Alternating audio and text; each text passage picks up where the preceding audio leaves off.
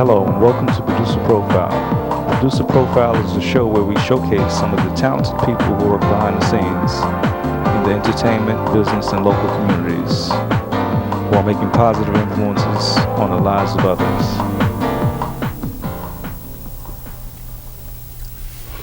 Welcome to Producer Profile. I'm Stella Winston. And I'm Jim Hill. Jim Hill, we have a guest author today, and he has written 2 books. His first book has a very provocative title, so get ready for it. Okay. Okay. The name of the book is In Search of Good Pussy. Living Without Love. And his more recent book is called Playing for Keeps, and his name is Don Spears. Welcome to Producer Profile, Don. I'm glad to be here. Yes. Glad to have you here. Me too. So, of course, you know. My brother. Let's do it. Whoa. Okay. Get me right, Stella. Get you ready.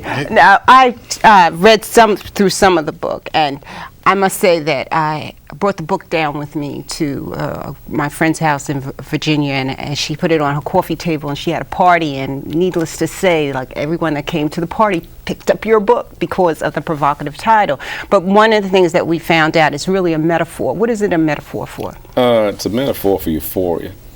If I said in search of euphoria, in search of happiness, nobody think about it twice.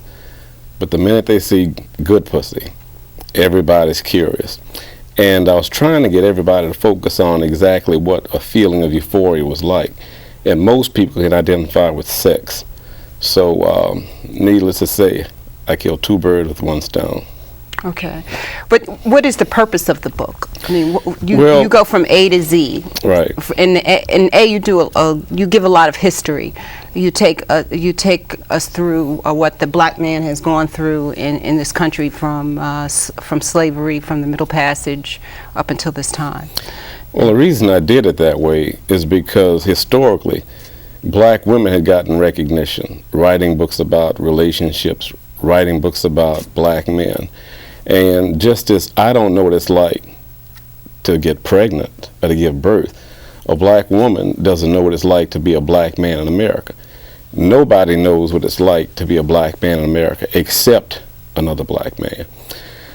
And the book's been very well received. 96, 97, that was the #1 black nonfiction book in America. And I get tons of mail from inmates now who, after having read the book, they realized if they had had some different opportunities, their lives would be different. Mm-hmm. See, this is awesome because as you speak, I raised 5 boys, and I never had a daughter, and it is the hardest thing in the world. You know, you got to get past the police. It's just so hard. You know, as a father, you know, like I was just hearing about Brian Gumbel's son. You know, the mother said her worst fear.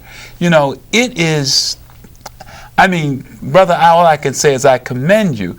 But what made you want to share this the way you shared it?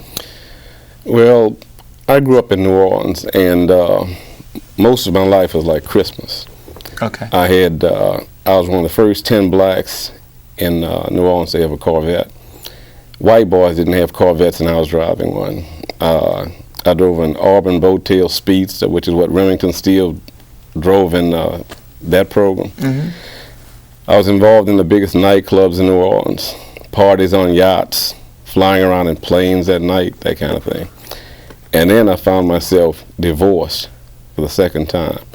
So for the first time in my life, I found out what it was like to be a powerless black male in America. Right.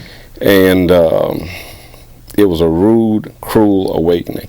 Okay. Because, the color factor also plays into it. Because what we don't appreciate is that dark-skinned black men really have a more difficult time in America than lighter-skinned black men do. Right. And there was a certain amount of entitlement that I had factored into my own behavior. Mm-hmm. Until I found myself reduced, I didn't know what was going on in my own life. So the girlfriends that I had, the women that I had, they were supposed to be there for me because I was who I was. But once I was no longer there, it was a different dynamic totally.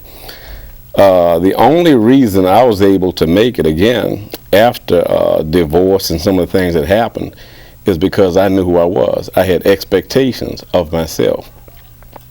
Many black men don't. Many black males don't. Because, again, most times in the system, there are two places that black males historically don't go: school and church. And both of these institutions are basically predominated by females, many of them black females.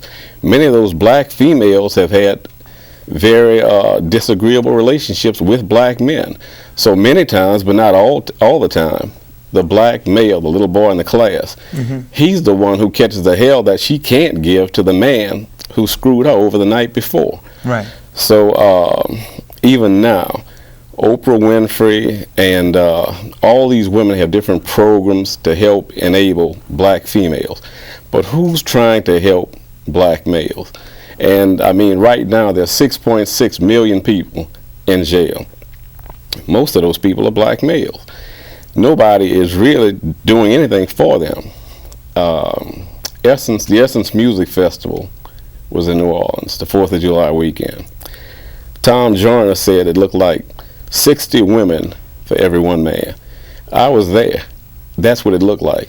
And it was insane to see that many women and no men. So where were the men? There was a clear signal being sent, because men are like a shark with blood in the water. If there are women there, the men are going to be there. But for some reason, the women were there, but the men were not. And even the women who were there, they pulled out their money, credit cards, bought what they wanted, smiled with their girlfriends, and went on about their business. In the past, the man would be there. You know, together they would look at something, he might approve, he'd pull out his money and pay for it, and they'd walk off happily. But things are changing so much that that's no longer a dynamic. And well, what message would you have for black women? Well, one of the chapters in Search of Good Pussy is All Black Women Out of Control. And many black women, not all, but many are out of control because they believe, or they've forgotten, that they didn't make this trip by themselves. There was a mother, a father, a grandfather, an uncle, somebody. But black men have played a big and a great role in helping black women to make it. I know of neighborhoods now where you have most of the people on houses on the block are black females. No men. They have their own houses, their own credit cards, their own BMWs. The only thing they need a man for is sex. And many of them have boy toys. They can pick up the phone, do a Terry McMillan, you know, get a groove back on, and then send him about his way, and there's still no connection. But unfortunately, nobody's considering what's going to happen down the road. When you get older, there's going to be nobody there to help you get a glass of water, scratch your back. Right now we see you know, young kids having all kinds of problems because they have not grown up seeing a man and a woman work together. So even in terms of high school yearbooks, if you pick up a high school yearbook, everybody's frowning. Nobody has a smile because it's all about attitude. If you can think about or imagine how many young females are being abused by these guys who have these attitudes, if they project that with males, they also project that with females. So, I mean, there are quite a few dysfunctional people out there, and they're going to be even more. So in a sense, we're being destroyed, okay? And there's got to be some, you know, in the past it was revolution. That's what we talked. You know, we tried movement talk. But what do you see as a step? You know, I don't want to use words like freedom, but what do you see bringing the race back into some kind of semblance of humanity? Well, honestly, I'm pretty pessimistic because I'm also a pragmatist. Okay. And there's been a new study that suggests and says that one of the chapters in my book is Black Families, No Hugs and Kisses, about how we do not embrace our children as we should. And I say that much of that is a carryover from slavery, because slaves didn't know what day somebody would ride, some white man would ride up in a wagon and say, nigga, get in the wagon, and your wife might be gone, your children might be gone, so we internalize the defense mechanism. And today that still is perpetuated. Many times, you know, black families really do not embrace, like say the way Hispanics do. Hispanic men even embrace each other. But you know, with us, it's a macho thing. Right. We have to keep that facade up at all costs. Right.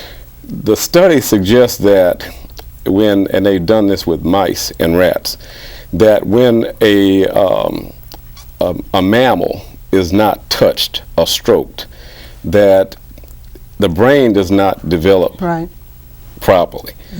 And what they found is that if there are two sets of mice, and rats fear water.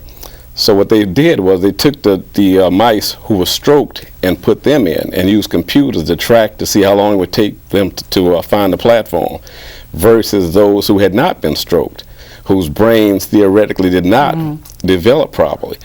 And the mice who were stroked the same way the mother rat would stroke them found the platform and got out of the water in half the time that those were not stroked. So again, if you transfer that to humans, to males, to our children, if they are not shown affection, then there is a component that is not there in their lives. So when we see kids not doing well, it may suggest that there's some impropriety in the way that they're being brought up. And in as much as the fathers are no longer there because they're in prison, undereducated, hooked on drugs, I mean, certainly not all of them, but so many black males. And many of them, it's not their fault, because we understand that racial profiling is a reality. Right. We understand that black men have been the only men who ever posed any threat to white male-dominated society. So again, it's kind of a joke when black women think they've made the trip themselves when they have never even been a threat to a white man. When a black woman gets a job because she's a double minority, and the white man also can pay her less. And this is no indictment against white people, but I'm saying that black people should take responsibility and be focused about being progressive. Well, one of the things I infer from what you were saying is that one of the things that we can do is to be more affectionate toward each other, and that if that, even it seems like it's a small thing, but it would go a long way, even, and not so much in a sexual way, but just like in a very tender way, and maybe something small like that would go a long way in improving our relationship. But we're going to take a musical break. We're going to hear John Coltrane with his quartet, and they're going to perform the song Afro Blue, written by Mongo Santa Maria.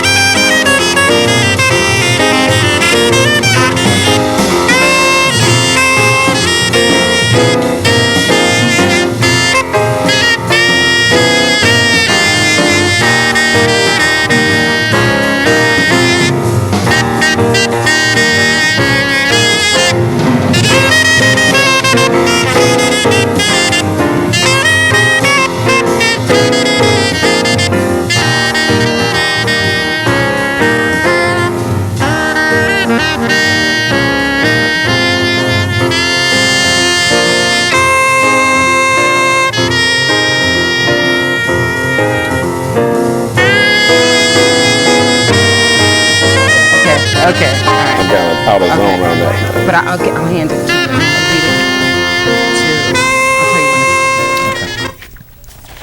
Oh, we're here with Don Spears, the author of 2 fine books, In Search of Good Pussy and Playing for Keeps. And during the break, you wanted to get back to the point about affection and the role that plays or does not play in the relationship between the black man and the black woman and the family. You know, so many young people and older people have not heard of Willie Lynch, who was a slaveholder who was real instrumental in helping to set up slavery in this country. And the paper letters that he wrote to slaveholders telling them how to maintain a slave for 300 years or more. And what he basically did was set up a system whereby we would distrust each other, black men and black women in particular, and have confidence instead in white people. Willie Lynch again said that you pick the slave with good hair and turn him against the slave with bad hair. The lighter skinned black, turn him against the darker skinned black, turn the older against the younger, and vice versa. Turn the black male against the black female, etc. And what he did was to have the plantation owner pick the meanest nigger on the plantation, get all the slaves together, and to have all the children, all the women, all the men, bring them all out, and to have the meanest, toughest nigger on the plantation beaten in public, tarred and feathered in public, and then torn apart by 2 horses in front of everybody else, and then have all the other male slaves beaten the same way in front of the women and children. And he predicted that what would happen is that the mother would grow to be protective of the male, so that he would grow up to be dependent, and of course the black female would grow up to be more independent. 300 years later, we are still basically in the same place. Black females are extending themselves, and we see black males standing on street corners 25, 20 years old begging for $1. And again, affection is a key component in that, and Willie Lynch was one of the people who absolutely understood that if we didn't have something going on between us in the most fundamental relationship, that of a man and a woman, we wouldn't make it. And surely we are being divided. Now, in New Orleans, slavery took on a unique way of playing out. And one of the things that I've been learning through your book, Playing for Keeps, is just how that system is so different from the rest of the United States, because you had the different color things happening, like a woman, if she was like so much white, so much black, she was called a they're quadroons and octoroons and whatever, right?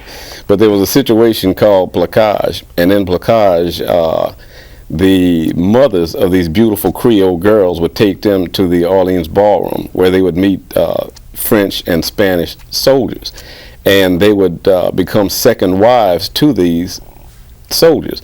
They would have their own houses on Esplanade with matched teams of horses, all the money they needed, anything they wanted. They would have servants, and ultimately, when he found the white woman that he wanted, he would marry her. But the children that he even had with the Creole woman would be taken to the St. Louis Cathedral and registered as his own children. So they were legitimate. They were legitimate. Whereas and in a second other parts family. of slavery in the United States, they weren't legitimate. Right. And then what happened is ultimately the Frenchmen and the Spaniards always chose the lighter-skinned women who were closer to their own complexion. And there's so many mixed people in New Orleans. It's hard to tell many times who's black and who's white.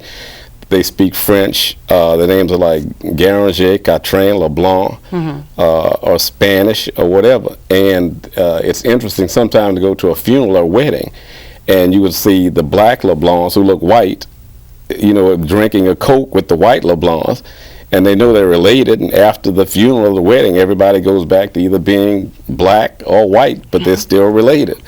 And now, one of the things that you do in this book is it's a fiction book, as opposed to your first book where it's nonfiction and you deal with the issues. You managed to weave in so much history from the days of lynching all the way up to the year 2000, and it's a lot of black history. And it's I would suggest this to any young person who wants to learn history in a very entertaining way. The only thing that's not true would be what you made up in terms of the Rampart Street riot, Rampart Street riots, which appear in the book. And so tell us a little bit, why did you go from the nonfiction book, In Search of Good Pussy, to Playing for Keeps? Well, I really, I guess by vocation, I'm an artist. And initially, I got involved in screenwriting. I'm a screenwriter. I'm a film and video commissioner for the state of Louisiana. Movies is what I want to do. So I just did that book because some friends of mine, after Terry McMillan did Waiting to Exhale, they just pushed me down, write a book, write a book. So finally I gave in and I did that book. And I did Playing for Keeps, again, because I'm interested in movies, and the screenplay for that one is already done, and then there are 3 other screenplays that I have finished. But in terms of the history, I'm a student of history, philosophy, psychology, the whole 9 yards. I think that it's important when people read that they learn at the same time. There's so many dynamics that are taking place in American cities today that we have no knowledge of, I mean, because we haven't done our homework. After World War II, you know, we had the federal government putting money into interstate and suburbs, and everybody wanted to move out to the ranch-style house because they've been seeing cowboys on television. Mm-hmm. But then, when the white people left, the black people got the houses that were left and vacated by the white people, but the jobs and the money also left. So we end up all over America with the same situation being repeated, and we end up with our children in trouble for real, and this book just amplifies Okay, that. I'm going to have James read just from here to, I guess, right down here, because your voice is a little sore. And this is the scene between the mayor and the Italian big guy. I don't know what. The mayor that everybody loves because he was a civil rights hero. Okay. Just fine, tough little lady. You ought to be proud, Senatina answered, as both men calmed themselves to move forward. My sons now, they're weak as overcooked spaghetti. Take after their Anglo-Saxon princess mother. My folks warned me. Mary's a good peasant woman from the old country, they said. Give you strong Sicilian sons.